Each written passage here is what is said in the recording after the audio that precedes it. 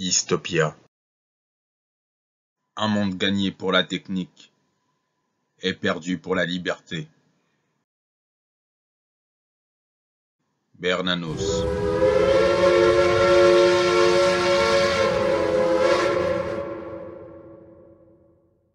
Est-ce que la France, si on met à part la parenthèse gaulliste, est-ce que la France n'est pas devenue tout simplement une colonie de diverses puissances, une colonie américaine, une colonie, on va dire, allemande sous couvert d'Union européenne? Là, si on reprend la crise ukrainienne, c'est une crise entre la Russie et l'OTAN, en fait. L'Ukraine, c'est plus le territoire, le terrain de jeu de l'OTAN. Et la France, en réintégrant intégralement l'OTAN, s'est mis quand même sous la... Enfin, c'est voulu vassal des États-Unis. Et d'ailleurs, quand on reprend ce qui s'est passé sous le mandat Trump, on voyait vraiment des dirigeants français, et même de façon générale européens, qui étaient effarés parce que Trump leur demandait de se prendre en main. Et eux, ils voulaient vraiment retourner au bon vieux temps où tout était décidé à Washington. Est-ce que finalement, c'est pas ça notre situation? Nous sommes devenus une colonie. C'est ce que je vous disais tout à l'heure. Le problème, c'est que nous avons des pertes de souveraineté qui ont été concédées par nos dirigeants. Ça a été la rentrée dans le retour dans le commandement intégré de l'OTAN. Ça a été dans l'acceptation, en gros, que notre géopolitique soit guidée par les intérêts des États-Unis. Rien qu'un exemple. C'est sous Donald Trump que les États-Unis décident unilatéralement de sortir du traité de Vienne sur le nucléaire iranien. Ce truc a été négocié pendant 15 ans avec le Japon, la Chine, la Russie, l'Allemagne, l'Angleterre, les États-Unis, la France et l'Iran et tout un tas de pays. Et les États-Unis en sortent. Et ils nous enjoignent d'arrêter toutes nos coopérations économiques avec l'Iran. Pendant quelques mois, Bruno Le Maire a fait semblant de résister, et puis après, il a demandé à toutes nos entreprises, là aussi, de quitter l'Iran. Alors qu'on était très implantés, je pense à Peugeot. Qui s'est mis derrière? Ford. Notre entreprise Total participait à l'exploitation du plus grand gisement à venir mondial de gaz naturel, qui est South Pars. Eh ben, on est sorti. On nous l'a imposé. Donc, effectivement, si on n'est pas une colonie formelle, en tout cas, nous nous comportons en province d'un empire, et nos gouvernants sont des sortes de proconsuls plutôt que des dirigeants de la France, des proconsuls de Washington. C'est effectivement un véritable problème. Et tant que ça ne change pas, il n'y aura pas de solution pérenne et sérieuse pour le peuple français dans l'intérêt, c'est pour ça que j'ai dans l'intérêt tout à l'heure, du peuple français, de l'État, de la France qui sont trahis. Vous parliez tout à l'heure de volonté politique, pour reprendre en main les choses. Excusez-moi, oui, si je peux me permettre, juste par rapport à la question qu'a posée votre collègue. C'est la raison pour laquelle j'ai répondu plusieurs fois en débat pendant la phase des présidentielles, même si nous ne sommes pas arrivés jusqu'au bout, comme c'était notre première participation, aux déclarations d'Éric Zemmour. Éric Zemmour parle du grand emplacement, mais il ne se rend pas compte que la première offensive est de très très loin contre la France, la culture française. Ce qu'est la France, son essence, vient des États-Unis. S'il y a un grand remplacement très très effectif et efficace pour le moment, il est anglo-saxon. Avant toute chose, dans la gestion des entreprises, dans le management, dans la langue parlée par les élites, dans notre géopolitique, dans notre manière d'aborder l'économie mondiale. Donc pardon, excusez-moi, et voilà pour cette petite précision. Et je poursuis cette précision puisque nous avons fait un petit entretien au sujet de l'américanisation de la France, et donc nous renvoyons nos auditeurs à notre précédent contre-journal sur l'américanisation de la France. Vous parliez de la nécessaire volonté politique pour remettre la France debout. Vous avez fondé un mouvement politique récemment, mais les Français, eux, semblent assez hostiles, ou en tout cas très méfiants à l'égard des structures politiques. Est-ce que vous pensez que la voie politique puisse encore bouleverser les rapports de force actuels? De toute façon, il n'y a pas le choix. On fait de la politique. La politique, c'est la manière dont on organise la vie en société. Donc, il y aura une société, il y aura une façon de s'organiser. C'est ça la politique, quelle que soit la manière dont elle est menée. Alors, vous avez parfaitement raison. Le bon terme, c'est que le personnel politique manque de volonté, à l'exception de gens comme Emmanuel Macron. Pourquoi ? Emmanuel Macron semble un président fort, volontariste, agissant, parce que tout simplement, il est volontariste et agissant dans le sens général du cours des choses, tant économique que géopolitique. Il est atlantiste, il est pour privilégier le capital, il est pour la souveraineté européenne, donc il est dans le mainstream, et il ne fait que renforcer ce courant. Alors que les autres partis politiques, et je prends les deux principaux, le Parti socialiste et LR, ancien UMP, ancien RPR, donc des partis de gouvernement, l'un de gauche, l'autre de droite, ont trahi leurs idéaux. Pour faire simple, la droite a trahi la nation et la gauche a trahi le peuple. Et systématiquement, parce qu'ils ont choisi de construire cette Europe néolibérale et de faire participer la France en perte de souveraineté à tous les traités de libre-échange. Et donc les Français se sont sentis trahis systématiquement à tous les étages. Mon ennemi, c'est la finance, travailler plus pour gagner plus, protéger nos hôpitaux, garder nos industries, tout ça était du mensonge permanent. Donc les Français en ont un peu marre. Je ne crois pas qu'ils en aient marre en général, du politique. Et puis ils se sont bien rendus compte avec la crise des Gilets jaunes que on peut avoir un mouvement spontané, formidable, de résistance et d'opposition à ce qui se passe, mais que s'il n'y a pas d'incarnation politique, ça finit en pchit. Et ça renforce, in fine, Emmanuel Macron. Donc oui, la représentation politique est nécessaire. Le tout, c'est qu'elle ne soit pas le fait de gens qui ont été compromis de multiples manières dans la politique politicienne avant. Ce qui n'est pas notre cas, puisque nous n'avons pas de professionnels de la politique, en tout cas personne n'en vit, et personne n'a été compromis dans aucune des trahisons passées. Et nous sommes convaincus, c'est pour ça que nous défendons cette ligne-là, qu'il y a ce qui est attendu, c'est une opposition claire et nette à ce qu'incarne Emmanuel Macron, qu'il incarne parfaitement et avec volonté. Et Emmanuel Macron, c'est préférer le capital au travail, mais préférer payer les actionnaires plutôt que que payer les salariés. C'est la privatisation de toute chose plutôt que la conservation de ce qui est commun, et donc des services publics. C'est l'atlantisme, donc la soumission à l'OTAN à Washington, plutôt que l'indépendance de la France, une vision gaulliste. C'est préférer l'oligarchie et une manière technocratique de diriger la société plutôt que le respect de la souveraineté populaire, c'est-à-dire la démocratie. Si cette ligne-là, qui est de facto et de gauche et de droite, c'est pour ça que nous, notre slogan, c'est avec De Gaulle et avec Jaurès, est incarnée, et nous sommes lancés assez récemment, je pense que nous serons portés à peser dans le débat public de manière beaucoup plus importante dans les temps à venir, d'autant plus qu'à chaque fois, les crises dont je vous ai parlé nous donneront raison.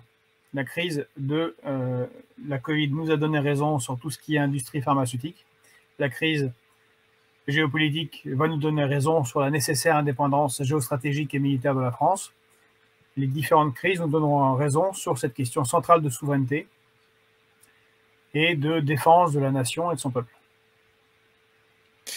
Ce que vous semblez esquisser, en tout cas les points que vous avez soulignés sur la défense de l'intérêt général, la nécessaire opposition contre l'atlantisme, il me semble que ça a pu être dit par exemple Marine Le Pen Donc pourquoi ne se constituerait pas un grand pôle que vous rejoignez? D'abord, ce grand pôle ne se constitue pas, comme vous l'avez remarqué. Et puis Marine Le Pen, si je peux me permettre, je paye quiconque peut me dire quel est son programme réel si jamais elle arrive au pouvoir. Son programme a changé de nombreuses fois, entre 2017, puis entre 2017 et 2022, puis entre 2021 et 2022.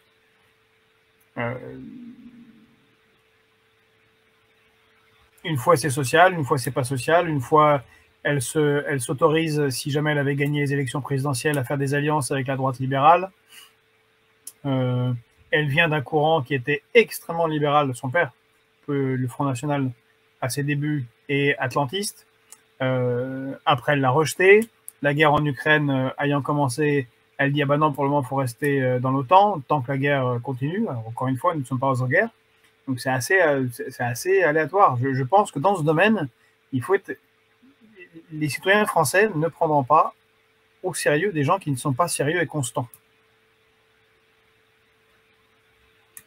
Mais néanmoins, nous sommes nous-mêmes pour réunir tous ceux qui le voudront. D'ailleurs, c'est ce qu'on fait en ce moment aux législatives en fédérant des partis qui se sentent plutôt de gauche, plutôt de droite, sur la charte qui est celle que nous proposons sur notre site de République souveraine, et qui est une forme de nouveau CNR très concret.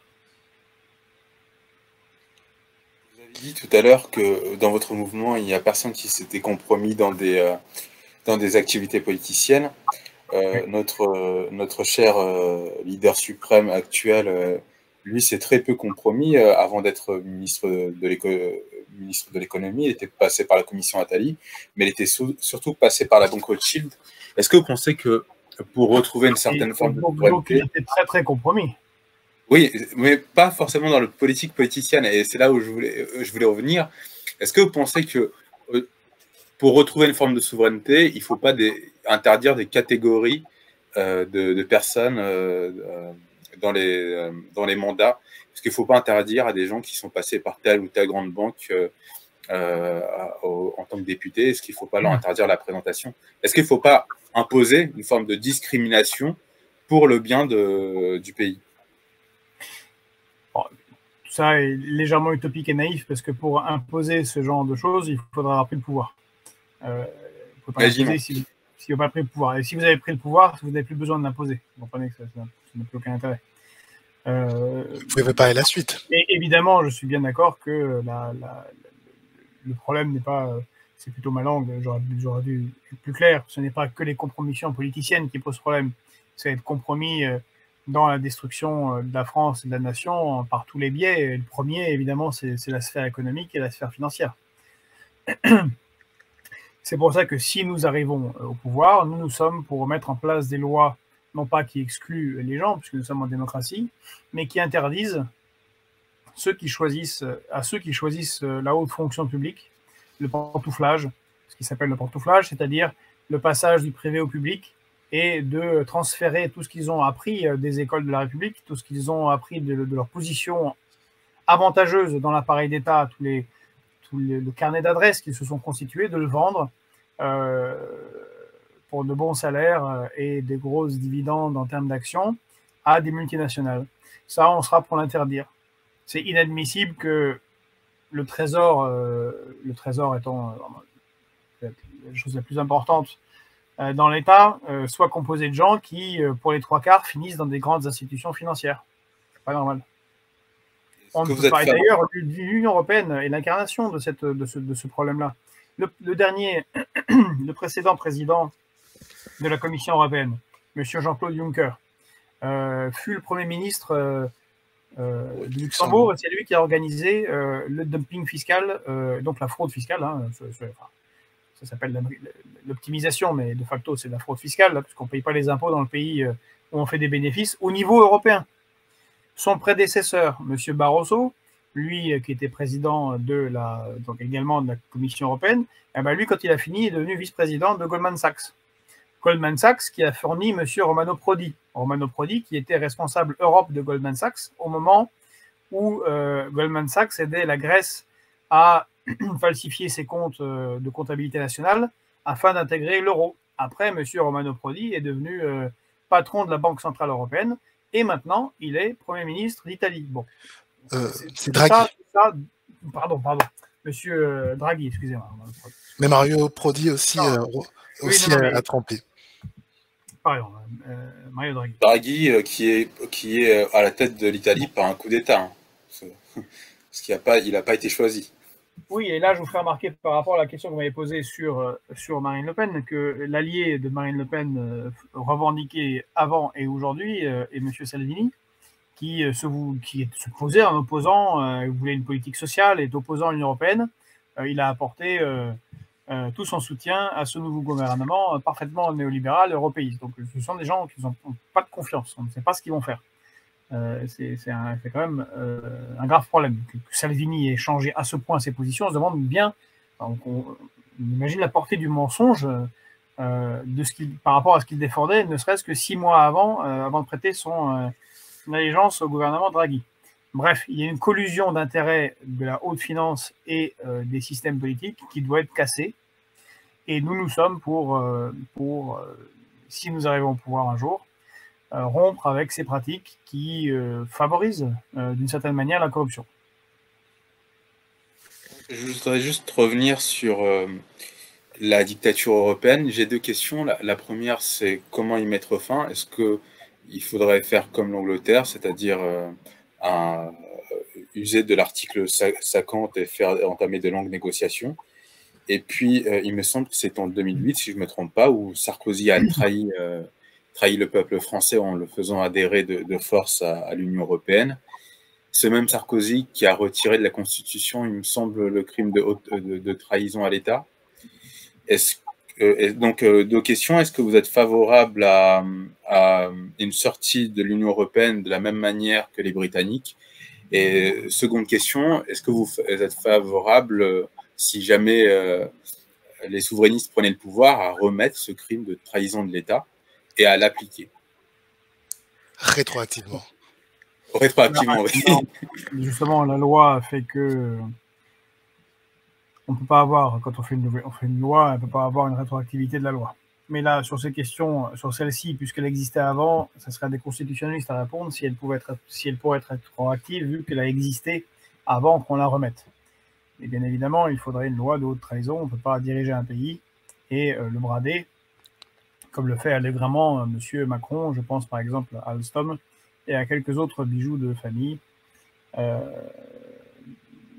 de nos grandes entreprises qui ont été vendus à l'encan pour pas cher, ainsi que nos brevets à l'étranger, en l'occurrence les États-Unis. Sur l'Union européenne, j'ai répondu plusieurs fois à cette question. J'ai été un petit peu militaire. J'ai eu la chance de faire aussi l'école d'état-major à l'école militaire pour les réservistes. Et je sais que le plan unique est un mauvais plan. Alors, j'ai félicité et je salue toujours les Britanniques parce que leur classe dirigeante, y compris celle qui était opposée au Brexit, a appliqué, contrairement à la France, le référendum et donc le vote populaire britannique. L'a respecté plutôt. Mais on l'a vu, c'est l'article 50, ce sont des négociations extrêmement longues qui ont failli capoter plusieurs fois. Je ne crois pas que ce soit le seul moyen et outil, et je pense qu'il y en a bien d'autres. Ce qui est important, c'est de mettre en place un rapport de force. Et voyez-vous, j'aimais assez bien ce que nous avions mis en place et défendu à l'époque à la France Insoumise, qui a été abandonné maintenant de manière définitive par la France Insoumise, à savoir ce qui avait été appelé le plan A, plan B. Négociation et sortie. Cette Europe, on la change ou on la quitte.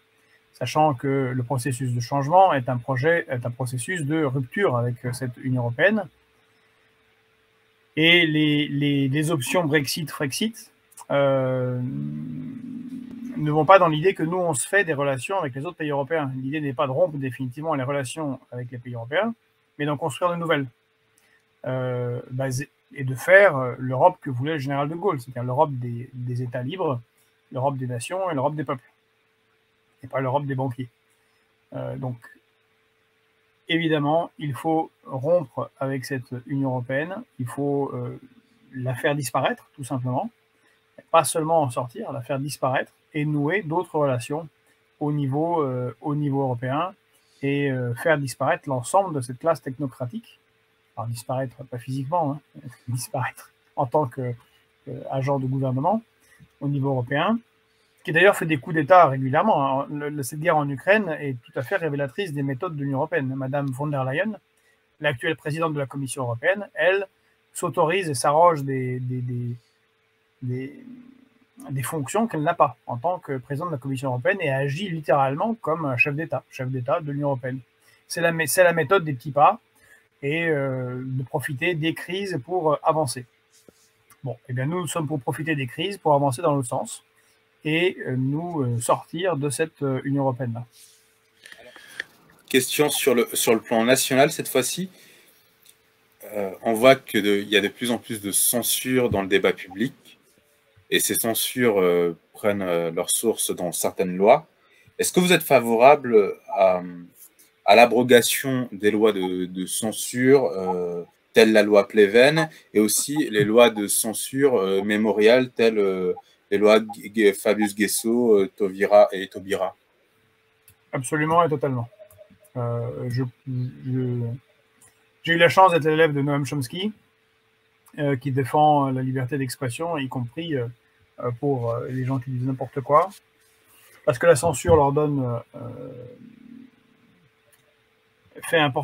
à l'effet d'un porte-voix négatif, et que c'est par le débat argumenté que l'on triomphe de la bêtise, je pense. Et c'est une bonne chose que... il y a des choses que j'apprécie aux États-Unis, entre autres leur premier amendement, qui est une garantie constitutionnelle quand même de liberté d'expression assez vaste, mais qui est contrecarrée maintenant, y compris aux États-Unis, par la puissance des GAFAM, qui peuvent s'arroger le droit, étant des organisations, des entreprises privées, je pense entre autres à Facebook ou à Twitter, comme c'est privé, peuvent s'arroger le droit de couper des gens, y compris le président des États-Unis. On peut être totalement contre Trump, mais c'est délirant quand même qu'une entreprise opérant sur le sol des États-Unis, alors qu'il y a le premier amendement pour tout ce qui est public aux États-Unis, puisse couper la parole au président de son propre pays. C'est assez sidérant. Donc non, moi je suis contre les lois mémorielles. Je pense que c'est un travail des historiens. Et je n'ai pas envie on ne sait pas qui peut venir au pouvoir, je n'ai pas envie qu'on m'impose des lois mémorielles contre lesquelles il faudra s'opposer. Ces lois mémorielles sont des lois de conflit dans la société, très fortes. Voilà. Les bonnes lois, c'est celles de contraintes en termes de censure, c'est celles qui luttent contre l'antisémitisme, contre le racisme et contre l'appel au meurtre ou la haine de tel ou tel groupe ethnico-religieux. En dehors de ça, on devra avoir une liberté d'expression la plus totale, la plus forte possible. Et donc, il faut s'opposer à la loi Avia, à l'article 24, à tout ce qu'a proposé, toutes les lois totalement liberticides proposées par le soi-disant libéral, M. Emmanuel Macron. Je vous ferai un petit commentaire. Justement, c'est au nom souvent de la haine que ces entreprises privées que vous avez nommées, Twitter, Facebook, censurent. Donc, quand on met en avant ce principe de lutte contre la haine, ça peut se retourner contre vous. Non, mais je parle de loi. Vous pouvez insulter les gens en disant que tu es vraiment un gros con, c'est de la haine, mais ça ne tombe pas, ça n'est pas une discrimination raciale ou de l'antisémitisme ou un appel au meurtre. Mais dès lors que vous appelez au meurtre, comme par exemple Mila, ou même, pas du tout, mais certains d'extrême droite avec ta boif, les gens doivent être poursuivis. Et ce n'est pas une enfreinte, c'est pas une contrainte à la liberté d'expression.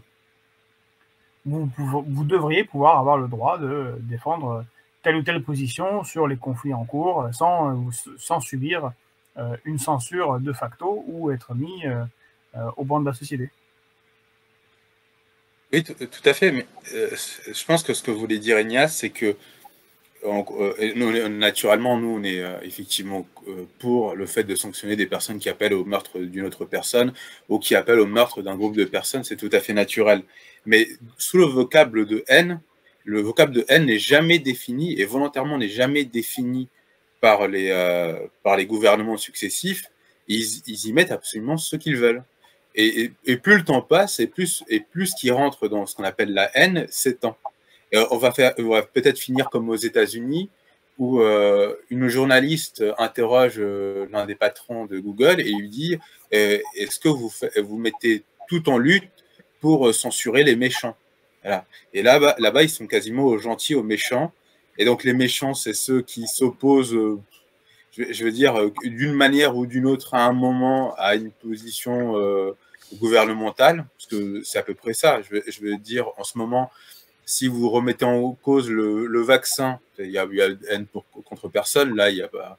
Genre, je veux pas me faire vacciner, c'est quasiment du complotisme, et donc si c'est du complotisme, c'est que c'est la haine, quoi. On vous met, c'est complotiste, raciste, antisémite, nazi. S'il y a même plus, il y a même plus de médiation. Ça va directement à.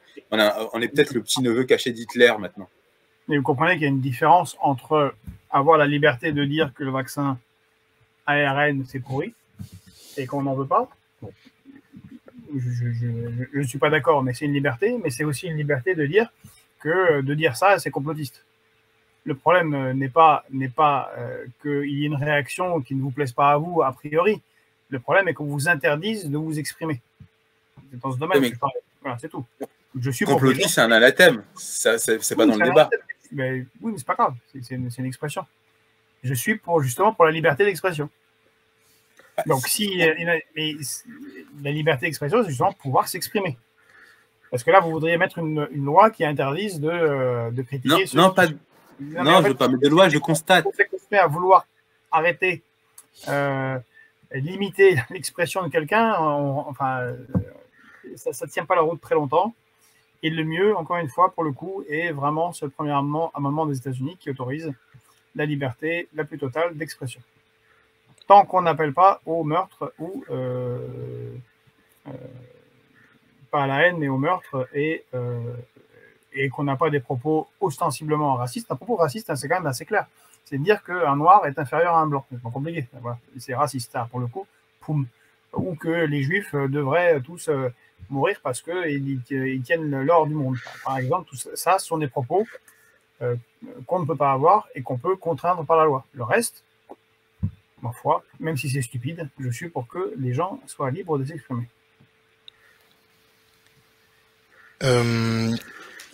Finalement, on constate que les lois, ou en tout cas les anathèmes, viennent très souvent des partis de gauche. Et quelque part, la gauche est devenue l'ennemi du débat. Et je voulais avoir votre réaction sur ce propos. Peut-être que vous le contesterez. Oui, je conteste, mais je vois ce que vous voulez dire. Mais vous avez raison, mais vous avez raison et tort en même temps. Tout dépend du sujet. Prenez un sujet économique, par exemple. Vous avez fait 40 ans que les pragmatiques, les gens qui savent, et il est bien évident que there is no alternative, il n'y a pas d'alternative, et la seule politique économique possible est celle qui est menée depuis 40 ans, quand bien même elle produit des pauvres et emmène le pays dans le mur. Il me semble que les partis de gauche, justement, ce qu'on appelle les partis de gauche, même si ce terme devient un peu bizarre, puisque dedans, on y a M. Besancenot, Anas Kazib et Manuel Valls, même Macron, paraît-il est de gauche. Bon. Eh bien, vous avez un débat qui est verrouillé sur les questions économiques par les acteurs économiques principaux, à savoir les grands médias qui sont souvent détenus par des milliardaires, le MEDEF, et qui, en boucle, dès que vous... Je sais pas, prenons le sujet de la dette. C'est un sujet que la droite ne veut pas aborder. Elle a les moyens de... Elle lance des anathèmes. En nullité, incompréhension, oh là là, bon, heureusement qu'ils ne sont pas au pouvoir, sinon ça serait la catastrophe, et ainsi de suite. Mais je suis d'accord avec vous, la gauche, elle, c'est sur d'autres sujets. Et j'imagine que vous pensez à la gauche wokiste et indigéniste, ben oui, effectivement, elle est totalement fermée au débat sur d'autres sujets. Et c'est bien le problème de notre société, c'est qu'on a un cloisonnement où ne se parle sur certains sujets, ne se parle que des gens qui sont d'accord entre eux. C'est totalement l'antithèse de la démocratie.